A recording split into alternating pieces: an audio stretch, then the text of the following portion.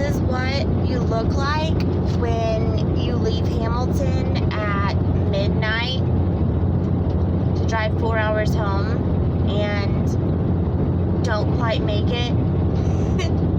I made it to Big Spring, which is 45 minutes from where I live, and I had to pull over and take a nap. I was getting like chasers. I call them chasers. I don't know what they really are, but it's when I turn my head and it takes a while for like things to catch up. You know? That's just for me. I don't know what they're really called other than just really tired eyes.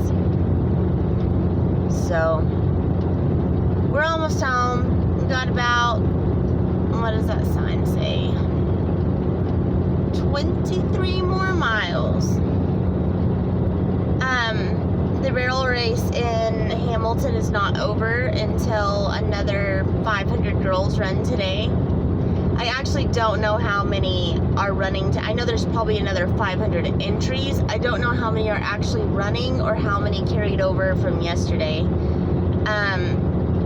I actually did not carry my time over to today, so I will only have one entry in the 2-day race, where people who paid 2 entries, their time that they ran yesterday will also go in the pot for today.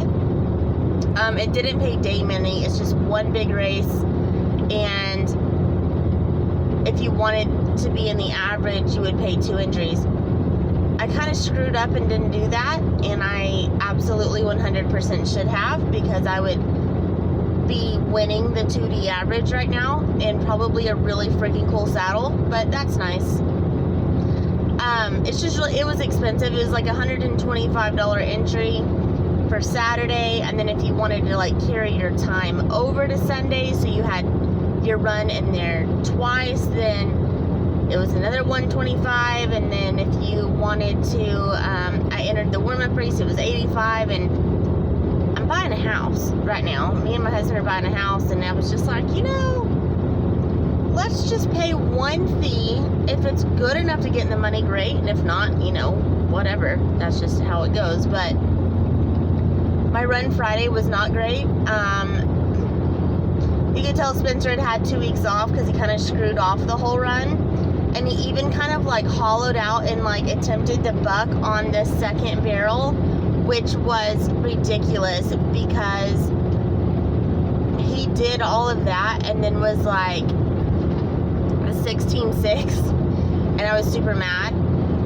But then I realized you're half a second off of running a 15 in this pin, which was a top 1D time out of like 300 people. So then I was like, So we got a little tune in, we got 2 beamer sessions, and I kind of just like was like, we can't do that again. Like, you can run a 15 in here. And when I came to Hamilton, you know, I had given him 2 weeks off from Corpus Christi, so I didn't think he was going to have the lung capacity to be one of the top horses there. We were just going for funsies, but after he totally screwed off his run Friday, and then I realized, like, okay, you have the capacity, you know what I mean, like, this is fine. Then I was like, I want that 15-second run.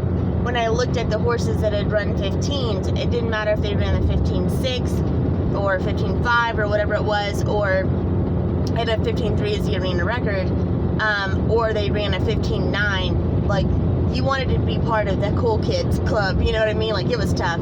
So we kind of, a few of us run bigger horses that kind of like drag their butts and really get in the ground, and we knew that this probably wasn't going to be our type of ground, because it just didn't have a lot of like substance to it. It wasn't very deep at all. They weren't really dropping the teeth from the drag in and like ripping it, so it was a little bit skatey.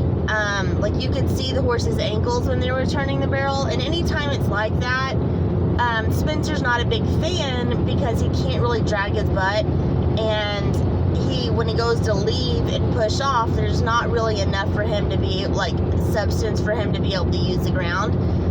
But you know, other horses love it because they stay on top of the ground and they don't want to bury up, and You know what I mean? It's just, it wasn't conducive for like my horse's style and a few of my girlfriends who ride bigger horses and how they want to work. But I mean, people were running 15.5s and 6s and 7s, and like I said, the arena record there is a 3 and has been for a while. Like, that's a smoke and run. So, you know, it fit a lot of horses and didn't fit more of them, I think, you know. And so I kind of went to the knee on the first barrel and skated just for a sec, and you can't even really see it on the video, but I just felt it, you know. And my third barrel was really pretty. I almost knocked it over. He came around it so hard leaving it, and I wasn't expecting, he usually steps out. I was not expecting him to turn that hard and come back that hard, but he finally gave himself enough room going into it that he could come back hard. And he ran a 16.0 going to a knee, and I mean, it was so fast. I don't know if we fell in a hole, but he had dirt all the way up past his right knee. So we either went to a knee, and he got up so freaking fast, like, you can't even hardly see it in the video. And it was just like, I think from, if you were sitting at the first barrel, you would have seen it, you know what I mean? But like from the third barrel where everyone videoed, you see something happen, and you kind of see his nose, but it happened so fast, you don't really know what happened. But he went to a knee and then got up so fast, I wasn't expecting it. I never would have expected him to clock that good. So I didn't get my 15, but I dang near did, and it was like a 16.033 or something like that.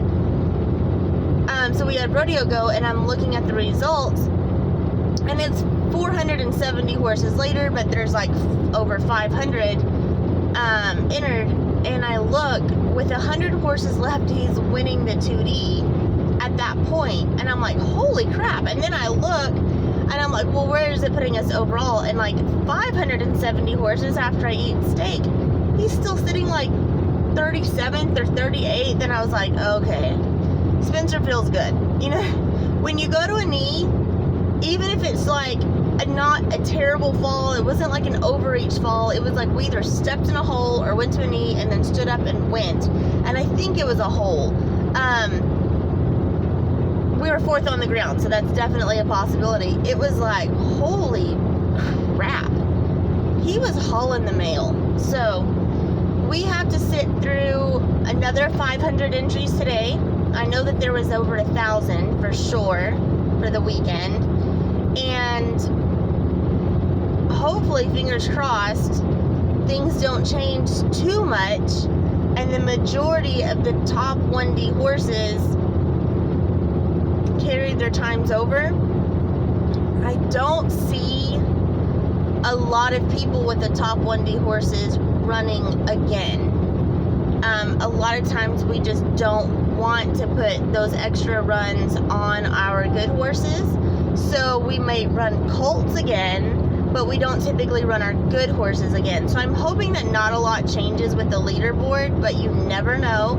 I know that they were going to work on the ground last night. Not that the ground was bad, but I think that they were going to rip it and kind of knock the hard pan out.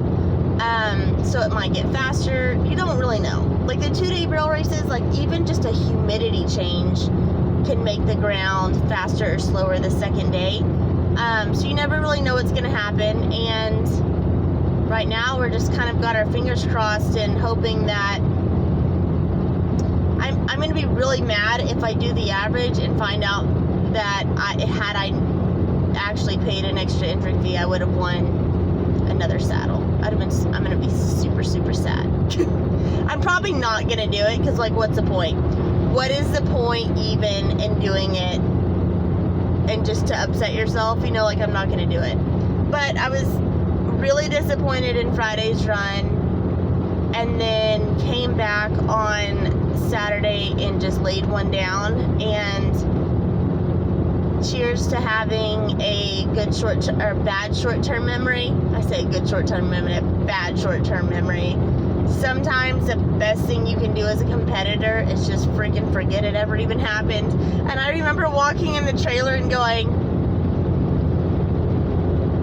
wow, that was freaking terrible, and I'm not going to think about it for another second, because I know that I'm better than that. I know he's better than that, and we're going to have our head on straight tomorrow. You know, it was our fault. We go to this barrel race, and we knew for a fact when we showed up, our horse was fresh. He'd been off for 2 weeks. He didn't have the lung capacity, and I thought, you came for fun, because there's a bar, a swimming pool, a steakhouse, and a million vendors at this thing, and you did not come here to win the whole freaking thing.